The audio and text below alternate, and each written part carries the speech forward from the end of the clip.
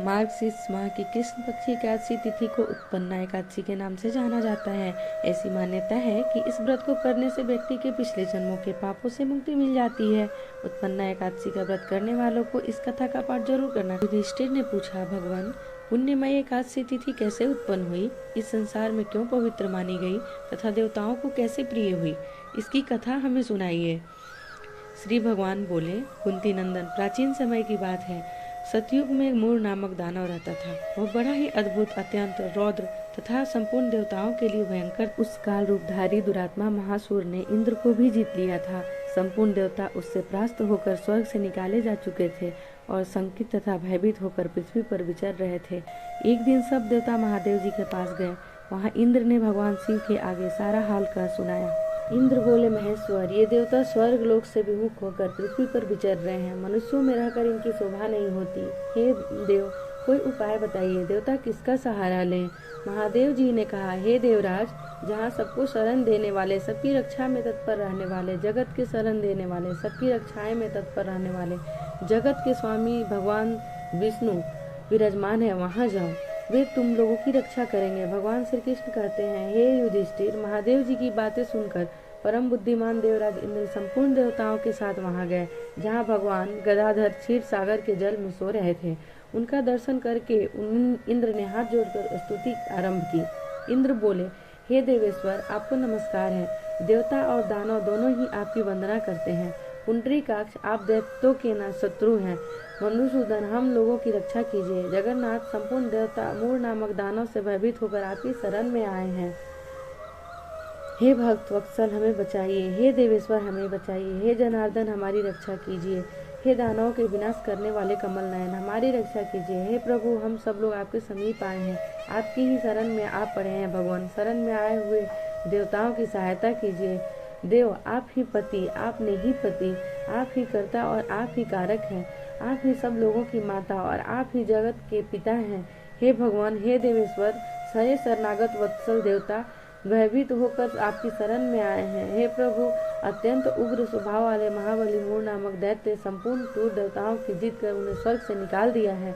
इंद्र की बात सुनकर भगवान विष्णु बोले, हे देवराज, वह दानव कैसा है, उसका रूप और बल कैसा है तथा उस दुष्ट के रहने का स्थान कहाँ है। इंद्र बोले, हे देवेश्वर, पूर्व काल में ब्रह्मा जी के वंश में लाल जंग नामक एक महान असुर उत्पन्न हुआ था, जो अत्यंत भयंकर था। उसका पुत्र मूर दानव के नाम से विख्यात हुआ। वह भी अत्यंत उत्कट, महापराक्रमी और देवताओं के लिए भयंकर है। चंद्रावती नाम से प्रसिद्ध एक नगरी है, उसमें स्थान बनाकर वह निवास करता है। उस दैत्य ने समस्त देवताओं को परास्त करके स्वर्ग लोक से बाहर कर दिया है। उसने एक दूसरे ही इंद्र को स्वर्ग के सिंहासन पर बैठाया है। अग्नि, चंद्रमा, सूर्य, वायु तथा वरुण भी उसने दूसरे ही बनाए हैं।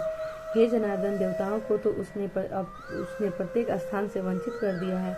इंद्र का कथन सुनकर भगवान जनार्दन को बड़ा क्रोध हुआ। वे देवताओं को साथ लेकर चंद्रावतीपुरी गए। देवता ने देखा दैत्यराज बारंबार गर्जना कर रहा है। उससे परास्त होकर संपूर्ण देवता सभी दिशाओं में भाग गए हैं। अब वह दानव भगवान विष्णु को देखकर बोला, खड़ा रह, खड़ा रह।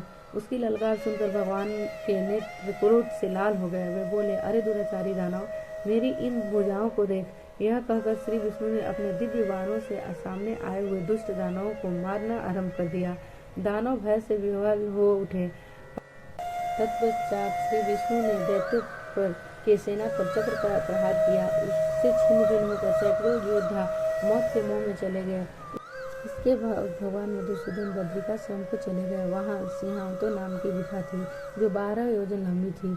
हे पांडुनंदन, उस गुफा में एक ही दरवाजा था। भगवान विष्णु उसी में सो रहे थे। दानव मूर भगवान को मार डालने के उद्योग में लगा था। वह उनके पीछे लगा रहा। वहां पहुंचकर उसने भी उसी गुफा में प्रवेश किया। वहां भगवान को सोते देख उसे बड़ा हर्ष हुआ। उसने सोचा, यह दानव को भय देने वाला देवता है, अतः निसंदेह मैं इसे मार डालूंगा। हे युधिष्ठिर, दानव के इस प्रकार विचार करते ही भगवान विष्णु के शरीर से एक कन्या प्रकट हुई, जो बड़ी ही रूपवती, सौभाग्यशालिनी तथा दिव्य अस्त्र शस्त्रों से युक्त थी। वह भगवान के तेज के अंश से उत्पन्न हुई थी। उसका बल और पराक्रम महान था। हे युधिष्ठिर, दानवराज मूर ने उस कन्या को देखा। कन्या ने युद्ध का विचार करके दानव के साथ युद्ध के लिए याचना की।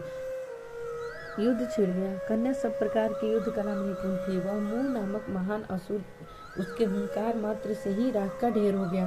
दानों के मारे जाने पर भगवान जाग उठे। उन्होंने दानों को धरती पर पड़ा देखकर पूछा, यह शत्रु अत्यंत उग्र और भयंकर था, इसका वध किसने किया है?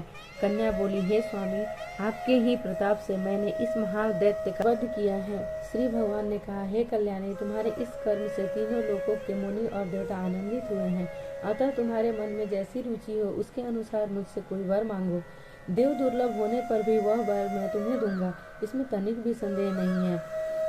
वह कन्या साक्षात एकादशी ही थी। उसने कहा, हे प्रभु, यदि आप प्रसन्न हैं तो मैं आपकी कृपा से सब तीर्थों में प्रधान, समस्त विपत्तियों का नाश करने वाले तथा सब प्रकार की सिद्धि देने वाली देवी हूँ।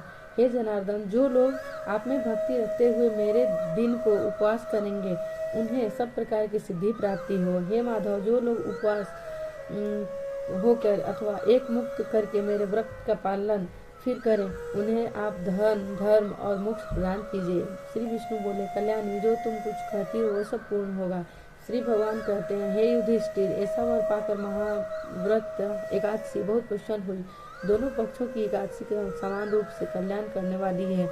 इसमें शुक्ल और कृष्ण का भेद नहीं करना चाहिए। यदि उदय काल में थोड़ी सी एकादशी, मध्य में पूरी द्वादशी और अंत में किंचित त्रयोदशी हो तो वह स्पृशा एकादशी कहलाती है। वह भगवान को बहुत ही प्रिय है। यदि यह स्पृशा एकादशी को उपवास कर लिया जाए तो 1 सहस्त्र एकादशी व्रतों का फल प्राप्त होता है। इसी प्रकार द्वादशी में पारण करने पर सहस्त्र गुना फल माना गया है। अष्टमी एकादशी, षष्ठी, तृतीया और चतुर्दशी ये यदि पूर्व तिथि से विद्ध हो तो उसमें व्रत नहीं करना चाहिए। परिवर्तनीय तिथि से युक्त होने पर उसमें उपवास का विधान है। पहले दिन में और रात में भी एकादशी हो तथा दूसरे दिन केवल प्रातः काल एक दंड एकादशी रहे तो पहली तिथि का परित्याग करके दूसरे दिन की द्वादशी युक्त एकादशी को ही उपवास करना चाहिए। यह विधि मैंने दोनों पक्षों की एकादशी के लिए बताई है।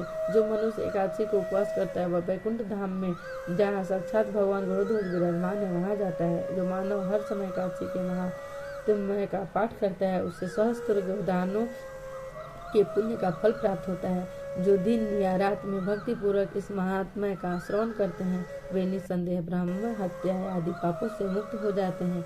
एकादशी के समान पाप नाशक व्रत दूसरा कोई नहीं है।